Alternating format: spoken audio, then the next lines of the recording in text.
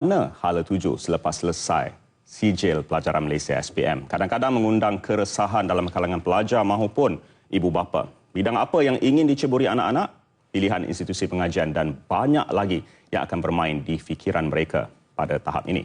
Justru kita ingin berbicara lebih lanjut mengenai topik ini bersama dengan Encik Abdul Rahim Osman. Beliau adalah Ketua Sektor Kaunseling Disiplin Bahagian Pengurusan Sekolah Harian Kementerian Pendidikan. Assalamualaikum Encik Rahim. Waalaikumsalam warahmatullahi wabarakatuh.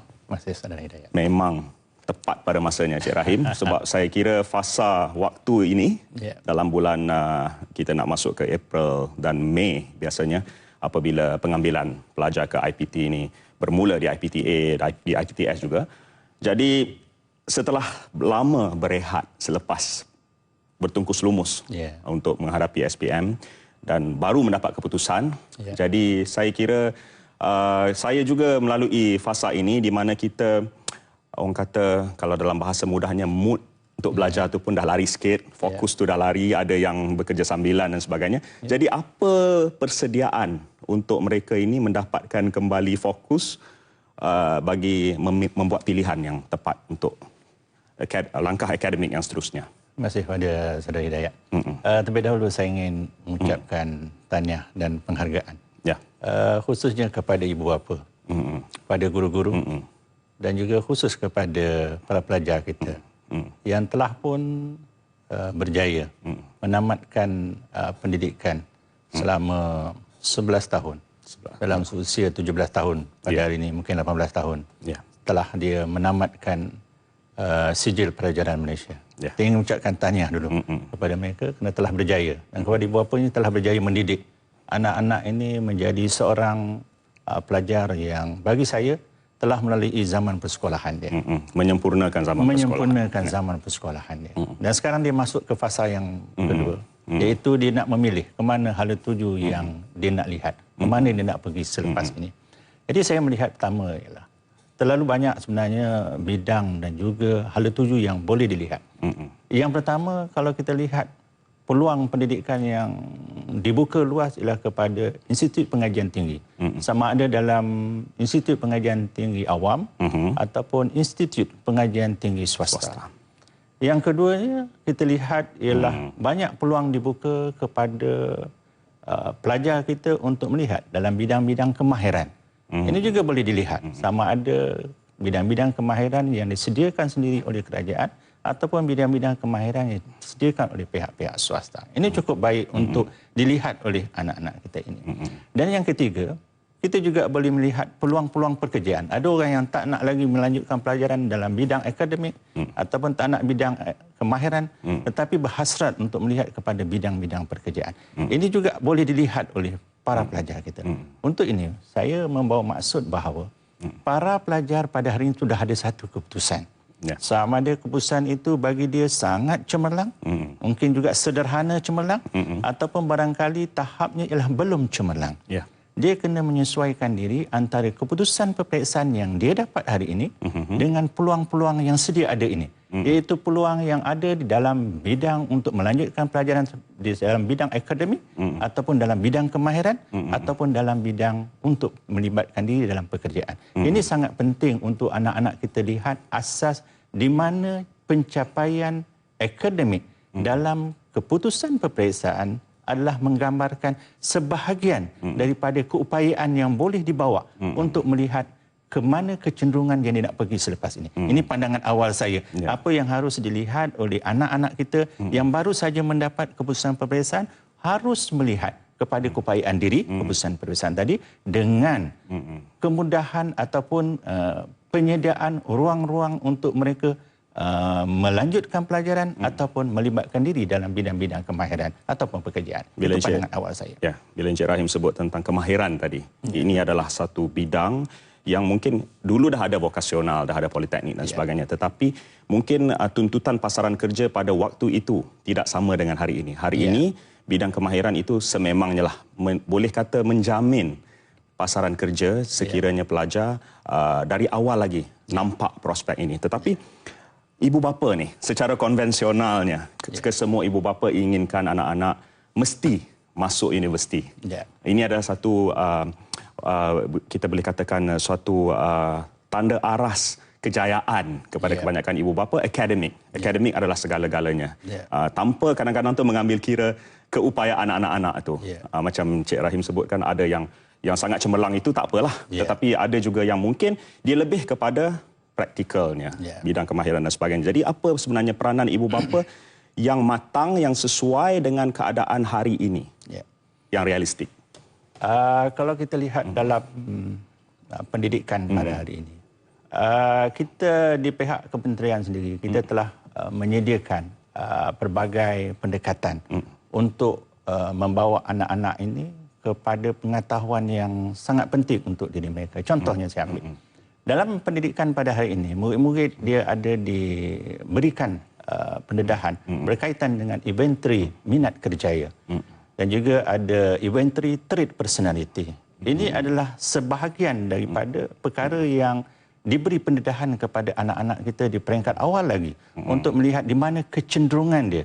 Kecenderungan anak-anak kita sama ada ianya cenderung mungkin dalam bidang sains, bidang kemanusiaan, ataupun mungkin barangkali dianya mempunyai kemahiran-kemahiran yang lain. Dan kita lihat dalam masa 11 tahun anak-anak kita diberi pendidikan di sekolah. Selain daripada kemahiran yang dibagi, dia juga memperoleh kemahiran-kemahiran soft skill yang ada dalam diri. Yang ini juga harus dilihat oleh ibu bapa. Untuk itu saya melihat dalam 11 tahun anak-anak kita mendapat pendidikan, kadang-kadang kita lihat anak kita mempunyai keupayaan yang sangat tinggi dalam membuat keputusan. Dia mempunyai sangat tinggi keupayaannya dalam memimpin. Kemudian dia mempunyai pemikiran yang sangat kreatif.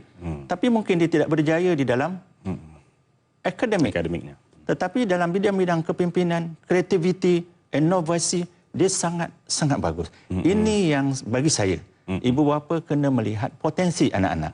Untuk itu, bila menerima keputusan, peperiksaan yang baru-baru ini diumumkan. Yang pertama saya kena lihat ialah ibu bapa kena reda, kena tenang dan menerima apa sahaja keputusan yang diperoleh oleh anak-anak kita. Ini ialah sebagai bagi saya sokongan moral untuk anak-anak kita. Walaupun apa keputusan anak-anak kita yang sangat cemerlang. Kadang-kadang saya melihat begini, ada yang anak yang mendapat keputusan 10A, 1A yang tidak plus. 9A tadi plus, 1 tidak plus. Tapi anak-anak ini menggambarkan kecewaan yang tidak berjaya tadi. Seolah-olahnya sesuatu yang sangat satu tidak kegagalan bagus. pula. Satu kegagalan bagi dia. Bagi saya, dia bukan gagal. Dia sebenarnya sudah cemerlang. Itu bagi yang sangat cemerlang. Kemudian bila kita melihat ada murid yang mungkin belum berjaya, tidak mendapat keputusan yang baik. Dan kalau ianya tidak dilihat secara sangat berfokus oleh ibu bapa, saya jangka dia tidak membawa satu motivasi yang khusus kepada anak-anak. Untuk itu kita mungkin ibu bapa orang yang sangat dewasa dalam hal ini. Dia harus membimbing anak-anak, memberikan panduan kepada anak-anak untuk melihat ke mana hala tuju anak-anak kita selepas ini. Ini saya ingat ini peranan kedua. Tahap kedua selepas kita mendidik anak-anak di sekolah dengan peranan yang dimainkan oleh guru-guru tadi dengan ibu bapa yang memberi sokongan. Sekarang ni tahap anak-anak perlukan sokongan pula ke mana mereka nak pergi. Dan saya juga menasihatkan kepada para pelajar. Di sekolah kita menempatkan guru-guru kaunseling. Ramai di sekolah. Setiap sekolah kita katakan kita dah tempatkan guru kaunseling. Gunakan kesempatan ini. Walaupun sudah keluar daripada persekolahan, anak-anak boleh merujuk. Bahkan ibu bapa juga boleh merujuk kepada guru-guru kaunseling yang ada dekat sekolah yang boleh melihat potensi anak-anak ni ke mana hala tuju dia nak pergi selepas ni. Saya ingat itu sangat baik dan pada masa ini sangat signifikan untuk digunakan oleh ibu bapa, oleh anak-anak untuk membantu anak-anak kita membuat keputusan ke mana mereka nak pergi selepas ini. Yang penting sekali, ibu bapa mesti kenali anak-anak masing-masing dalam erti kata yang sebenar-benarnya. Kerana yang masalahnya Cik Rahim, ada sebahagian ibu bapa yang mungkin masih percaya pada kuasa veto ni. Jadi mereka yang ingin menentukan bidang yang ingin diceburi oleh anak-anak. Jadi mungkin Cik Rahim sebagai orang yang punya kepakaran dalam bidang kaunseling ni juga. Jadi bagaimana pula bagi anak-anak untuk meyakinkan ibu bapa yang pilihan mereka mungkin berbeza daripada apa yang ibu bapa harapkan. Kerana konflik berlaku di sini. Kita tidak mahu hanya kerana perkara-perkara sebegini mungkin ada yang dianggap anak derhaka pula nanti. Dia tak nak ikut cakap ibu bapa. Jadi di pihak anak-anak, bagaimana cara yang sebaik-baiknya untuk meyakinkan ibu bapa yang mungkin sudah menetapkan cita-cita untuk anak-anak masing-masing? Awal tadi saya menyebut juga tadi bahawa di sekolah pada masa ini dia telah pun melaksanakan inventory minat kerjaya, inventory trait personality. Ini adalah salah satu perkara yang dilihat secara saintifik, secara psikologinya. Siapakah anak-anak itu? Dan kalau kita lihat keputusan-keputusan pada anak-anak kita, dia sudah dapat gambaran ini lebih awal. Di mana bidang yang dia sangat minat dan bidang yang ditafsirkan secara psikometrik tadi. Untuk itu, anak-anak yang mempunyai minat yang telah pun dikenal pasti ini harus berkongsi ini dengan ibu bapa. Dari awal lagi? Dari awal. Kita tak nak pekerjaan pada hari ini, sebab dalam konsep kita ialah kepuasan kita bekerja. Saya sendirilah. Betul. Kepuasan kita bekerja harus melihat kepada personality kita, persepsi apa pada diri kita, personality kita. Adakah ianya sama masuk dalam ruang rujuk environment kita di sekolah? Kalau ianya sama, ini dikatakan yang sangat signifikan, sangat selaras, maka dia akan menjadi seorang yang sangat bagus. Tetapi kalau dia tidak selaras, contohnya ibu bapa yang sangat berminat nak jadi doktor. Betul. Tapi contohnya anak tidak berminat dalam bidang kedoktoran. So dia akan menjadi kontra. Anak ni seorang yang sosialnya yang sangat tinggi. Kalau dilihat aspek sosialnya juga sangat tinggi. Mungkin anak nak menjadi seorang, katalah saya ambil seorang peguam. Seorang nak menjadi doktor, seorang nak menjadi peguam. So dia akan menjadi personality yang sangat konflik di situ. So sebelum keputusan dibuat, saya ingat harus ibu bapa bersama dengan anak-anak berbincang untuk melihat. Tapi nasihat saya kepada ibu bapa ialah lihat kepada potensi anak, lihat kepada minat anak, lihat kepada kecenderungan anak, ke mana hala tuju yang dia nak pergi. So dengan itu kompromi yang sama, saya ingat tidak timbul soal yang kata anak derhaka ke barangkali tidak dapat berkat daripada ibu bapa. Tapi barangkali inilah merupakan satu panduan, bimbingan yang boleh dibagi oleh ibu bapa untuk membantu anak-anak selain daripada merujuk kepada pakar-pakar yang mendapatkan nasihat kepada pakar-pakar yang mungkin berkemampuan untuk memberikan khidmat bimbingan kepada keluarga tersebut. Bagi nasib calon yang gagal pula dalam peperiksaan SPM, sudah tentulah ini mungkin ada yang merasakan inilah penamat kepada kehidupan mereka. Jadi untuk mengembalikan semangat dan sebagainya, apa yang boleh dilakukan oleh bukan saja ibu bapa, mungkin oleh masyarakat sekeliling juga, rakan-rakan dan sebagainya, saudara mara? Kepada anak-anak yang saya tak kata gagal, saya kata yang belum berjaya. Kita harus melihat bahawa pertama, walaupun dianggap orang kata gagal tadi, kita jangan anggap gagal. Ini ialah sebagai satu daripada perkara yang harus kita lihat luasnya pendidikan pada hari ini. Luasnya bidang kemahiran pada masa ini. Kalau saya lihat, contohnya, ramai yang lahir pada hari ini, bukan semuanya datang daripada universiti. Ramai, saya tengok dalam bidang pemakanan contohnya. Ramai yang lahir yang pada hari ini, bukan semuanya datang daripada universiti. Betul. Sebab mereka yang pada masa ini ialah individu-individu yang sudah boleh memikirkan. Saya nak pegang satu. Dia sudah boleh memikirkan apa kerjaya selepas ini. So, kalau anak-anak ini tadi kita telah bimbing ke arah itu, dan dia sudah boleh memikirkan apa kerjaya yang saya nak buat selepas ini, dia tidak timbul lagi bahawa dia rasa kecewa dengan keputusan. Betul. Sebab dia sudah sendiri mempunyai hala tuju yang sangat jelas. Itu sebabnya kepada anak-anak yang tidak berjaya, yang belum berjaya, jangan kecewa. Kalau kita tengok di persekitaran yang ada di sekeliling kita. Saya berkongsi, contohnya, ada pelajar yang baru keluar daripada universiti. Ini yang keluar daripada universiti. Ada juga pelajar yang tidak keluar daripada universiti. Tetapi telah berjaya membina keterampilan diri dia. Ini benda soft skill yang didapat.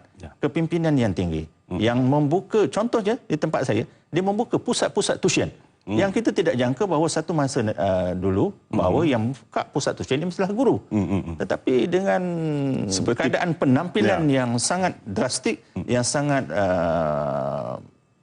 menarik, membuka pusat tuition ialah pelajar-pelajar yang keluar daripada universiti, contohnya.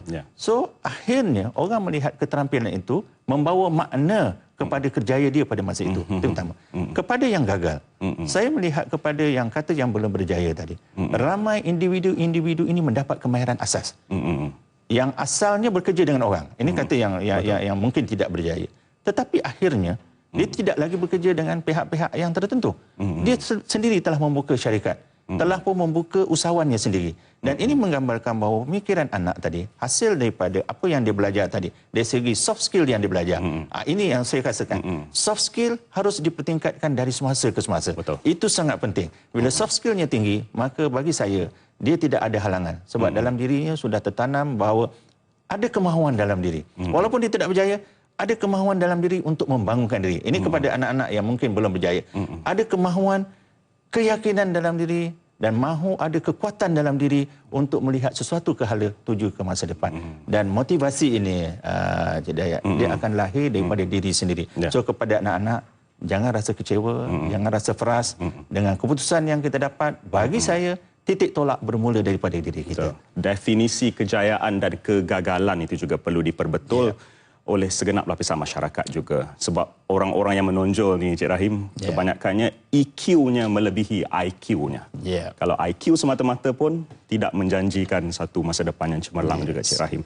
Jadi kita ingin mengucapkan setinggi-tinggi terima kasih kepada Ketua Sektor Kaunseling Disiplin Bahagian Pengurusan Sekolah Harian Kementerian Pendidikan, itu Cik Abdul Rahim Osman, kerana sudi berkongsi nasihat bersama dengan calon-calon yang sedang memikirkan apa yang ingin dilakukan selepas menamatkan peperiksaan SPM. Baiklah,